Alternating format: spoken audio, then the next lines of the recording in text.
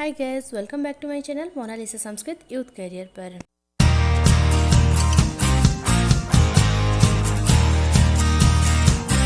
तो फ्रेंड्स, आज का जो हमारा टॉपिक है वो चाणक्य नीति का अष्टम अध्याय।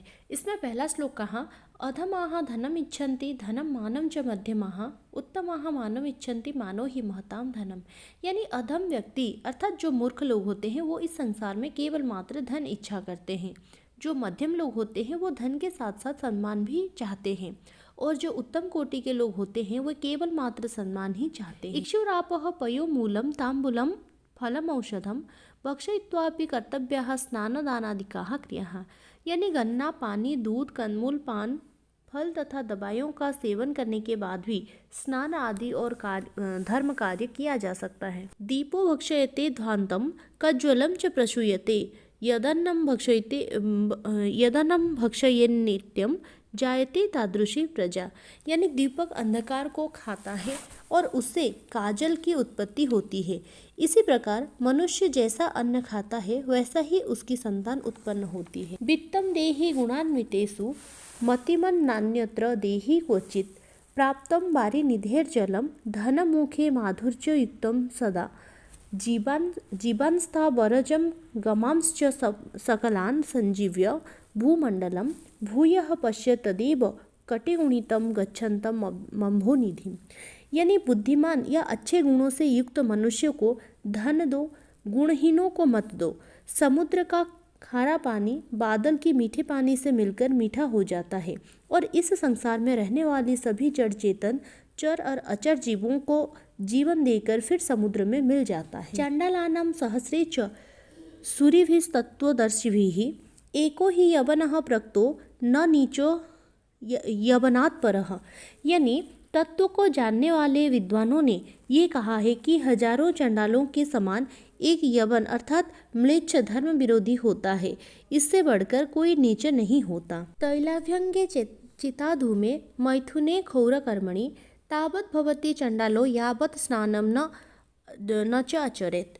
यानी तैल को मालिश करने के बाद, चिता के धुएं के स्पर्श करने के बाद, स्त्री से संभोग करने के बाद और हजामत आदि करवाने के बाद मनुष्य जब तक स्नान नहीं करता तब तक वो चांडाल यानी अशुद्ध रहता है। अजीर्ण भेषजम वारी जीर्णे वारी बलप्रदम भोजने च अमृतम वारी भोजनांते विषप्रदम।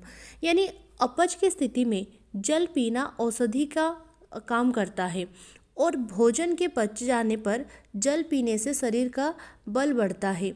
भोजन के बीच में जल पीना अमृत के समान है, परंतु भोजन के अंत में जल का सेवन जहर के समान होता है। हतम ज्ञानम क्रियाहीनम हतश्च अज्ञानतो नरः हतम निर्णायकम सैन्यम स्त्रियो नष्टा ही अभ्युतुकः। यानी आचरण के बिना ज्ञान व्यर्थ है, अज्ञान से मनुष्य नष्ट हो जाता है। सेनापति के अभाव में सेना नष्ट हो जाती है और पति से रहित स्त्रियों भी नष्ट हो जाती हैं। वृद्ध काले मृता भार्या बंधु हस्ते गतम धनम भोजनम च पराधीनम तीसरः पुंसाम विडम्बना। यानी वृद्धावस्था में पत्नी का देहांत हो जाना, धन अथवा संपत्ति का भाई बंधुओं के हाथ में चले जाना और भोजन के लिए दूसरों पर आश्रित रहना, ये तीनों बातें मनुष्य के लिए मृत्यु के समान है। नाग्निहोत्रम बिना वेदा न च दानम विना क्रिया न भावेन विना सिद्धिर तस्मात् बभावो ही कारणम। यानी अग्निहोत्र आदि कर्मों के बिना वेदों का अध्ययन व्यर्थ है तथा दान दक्षिणा के बिना यज्ञ आदि कर्म निष्फल होते हैं। श्रद्धा और भक्ति के बिना किसी भी कार्य में सफलता प्राप्त नहीं होती, अर्थात मनुष्य की भावना ही उसके विचार, उसकी सब सिद्धियों और सफलता का कारण मानी गई है। फ्रेंड्स, इस तरह से संस्कृत रिलेटेड वीडियो पाने के लिए मेरे चैनल में आप जुड़े रहिए, और आपको अगर किसी भी प्रकार की संस्कृत रिलेटेड वीडियो की ज़रूरत है तो आप मुझे टेलीग्राम ग्रुप में मैसेज कर सकते हैं, ताकि मैं वो वीडियो बनाने की कोशिश करूँगी। और मेरे टेलीग्राम ग्रुप का जो लिंक है वो डिस्क्रिप्शन में है, जाके ज्वाइन हो सकते हैं। चलिए, अगला जो श्लोक कहा, काष्ठपाषाण धातूनां कृत्वा भावेन सेवनम श्रद्धया च तया सिद्धिर्तस्य विष्णुः प्रसीदति। यानी लकड़ी, पत्थर अथवा धातु की मूर्ति में प्रभु की भावना और श्रद्धा रखकर उसकी पूजा की जाएगी तो सिद्धि अवश्य प्राप्त होती है। प्रभु इस भक्त पर अवश्य प्रसन्न होते हैं। न देवो विद्यते काष्ठे न पाषाणे न मृण्मये भावे ही विद्यते देवस्तस्मात् भावो ही कारणम, यानी देवता अथवा परमेश्वर लकड़ी या पत्थर की मूर्ति में नहीं है, परमेश्वर तो मनुष्य की भावना में विद्यमान रहते हैं।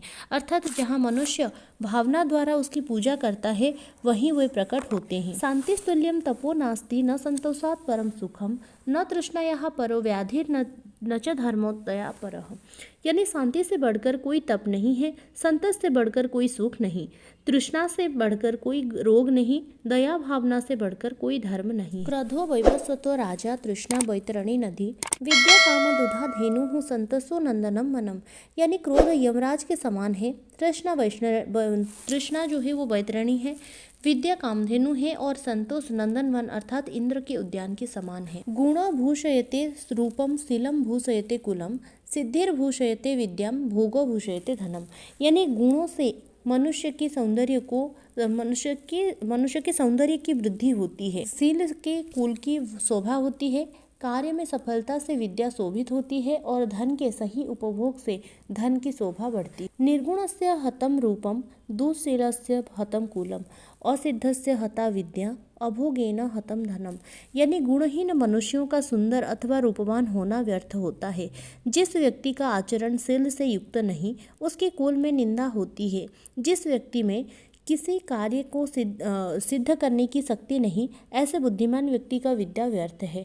और जिस धन का उपभोग नहीं किया जाता वो धन भी व्यर्थ होता है। फ्रेंड्स, चाणक्य नीति का प्रथम अध्याय से लेकर सप्तम अध्याय का वीडियो मैं बना चुकी हूँ। आपने अगर वो वीडियो नहीं देखा तो उसका लिंक मैं डिस्क्रिप्शन में दे रही हूँ, जाके देख सकते हैं। चलिए अगला श्लोक देखते हैं। अगला श्लोक कहा, शुचिर्भूमि गतम तोयम शुद्धा नारी पतिव्रता शुचि ही क्षमो करो राजा संतोषी ब्राह्मण शुचि ही, यानी भूमि के अंदर से निकलने वाला पानी शुद्ध माना जाता है। पतिव्रता नारी पवित्र होते हैं, लोगों का कल्याण करने वाला राजा पवित्र माना जाता है और संतोषी ब्राह्मण को भी पवित्र माना गया है। असंतुष्टा द्विजाः नष्टाः संतुष्टाश्च महीभृतः सलज्जा गणिका नष्टा निर्लज्जाश्च कुलांगना, यानी संतोष रहित ब्राह्मण, संतुष्ट होने वाला राजा, शर्म करने वाली वेश्या और लज्जाहीन कुलीन स्त्रियां नष्ट हो जाती हैं। किम कुलेन विशालेन विद्याहीनेन देहिनाम दुष्ट कुलीन अपि विद्वांश्च देवैरपि सुपूज्यते, यानी यदि कुल विद्याहीन है तो उसके विशाल और बड़े होने से कोई लाभ नहीं। यदि बुरे कुल में उत्पन्न हुआ व्यक्ति विद्वान है तो देवता लोग भी उसका पूजा करते हैं। विद्वान प्रशस्यते लोके विद्वान गच्छति गौरवम विद्या लभते सर्वम विद्या सर्वत्र पूज्यते, यानी इस संसार में विद्वान की प्रशंसा की जाती है, विद्वान को आदर सम्मान और धन धान्य की प्राप्ति होती है। प्रत्येक वस्तु की प्राप्ति विद्या द्वारा ही होती है और विद्या की सब जगह पूजा होती है। मांस भक्षैः सुरापानैर्मूर्खैश्च अक्षरवर्जितैः पशुभिः पुरुषाकारेर्भाराक्रांता च मेदिनी, यानी मांस खाने वाला, शराब पीने वाले, मूर्ख और निरक्षर मनुष्य रूपी पशुओं के भार से यह पृथ्वी पीड़ित और दुखी रहती है। अन्नहीनो दहेद्राष्ट्रम मंत्रहीनश्च ऋत्विजः यजमानम दानहीनो नास्ति यज्ञ समो रिपुः, यानी जो देश को अन्नहीन करता हो, जिसमें मंत्र को न जानने वाला ऋत्विज हो, जिसके यजमान दान भावना से रहित हो, ऐसे यज्ञ शत्रु समान है। तो फ्रेंड्स, ये था हमारे आज का अष्टम अध्याय। आई होप कि वीडियो आपको अच्छा लग रहा होगा। वीडियो कैसा लगा कमेंट बॉक्स में लिख के जरूर बताना। अच्छा लगा हो तो एक छोटा सा लाइक और शेयर करना ना भूले, और थोड़ा सा भी वीडियो अगर मेरा हेल्पफुल हो रहा हो तो अपने दोस्तों के साथ शेयर करते रहिए। तो चलिए फ्रेंड्स, नेक्स्ट वीडियो में फिर मिलते हैं। जय तो संस्कृतम जय तो भारतम। धन्यवाद।